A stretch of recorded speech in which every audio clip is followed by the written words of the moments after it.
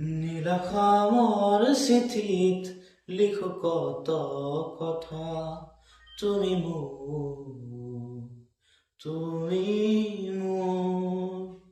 জীৱনৰে আলিবাট চকামকা, তুমি মোৰ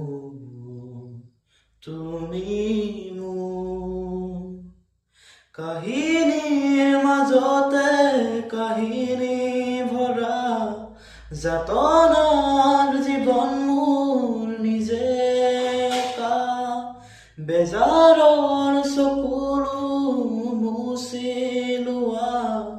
উদাসী ফাগুনত বসন্ত হোৱা, তুমি মোৰ হালধিজনী